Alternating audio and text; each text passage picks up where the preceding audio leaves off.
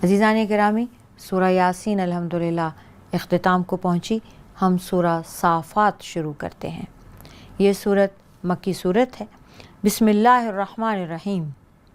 वस्साफ़ाति सफ़ा, कसम है कतार दर कतार सफ़े बांधने वालों की। फ़ज़्ज़ाजिराति ज़जरा, फिर झिड़क कर डांटने वालों की। फ़त्तालियाति ज़िक्रा, और फिर कुरान की तिलावत करने वालों की। इन्ना इलाहुकुम लवाहिद, बेशक तुम्हारा माबूद एक ही है। रब्बुस समावाति वल अर्द, वही रब है आसमानों का और ज़मीन का। वमा बैनहुमा, और जो कुछ इन दोनों के बीच है। व रब्बुल मशारिक़, और तमाम मशरिक़ों का रब है। अल्लाह ताला ने सफ़ें बांधने वालों की, कतारों में खड़े रहने वालों की कसम उठाई है। और ये सफ़ें बांधने वाले कौन हैं? ये फ़रिश्ते हैं।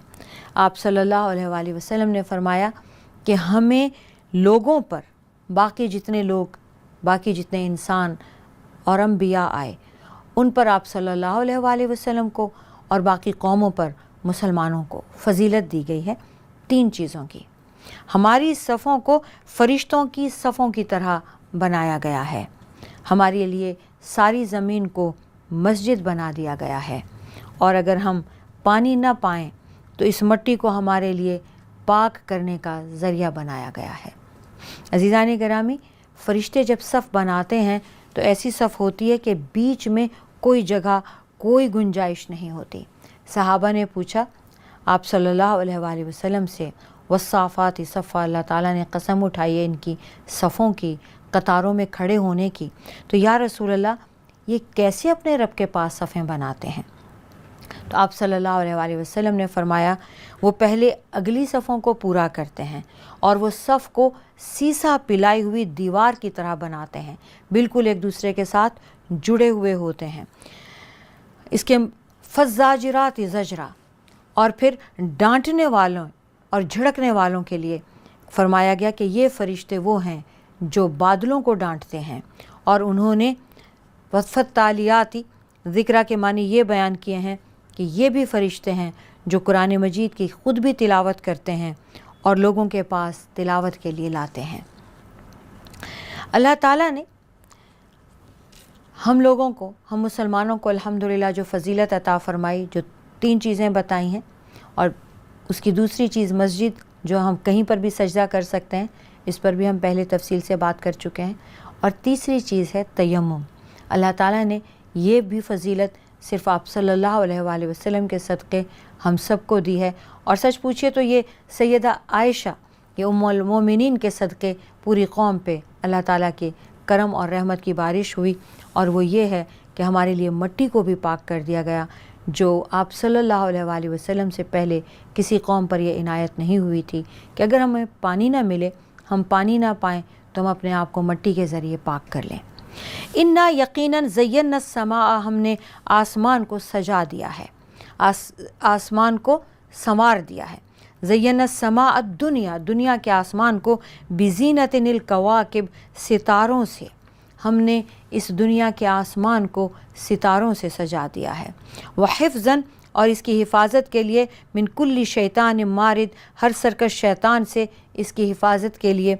ला यसम्माऊना, और ताकि वो ना सुन सकें, इलल मलाई, ऊपर की बातें, अल आला, आसमान से ऊपर की बातें ना सुन सकें।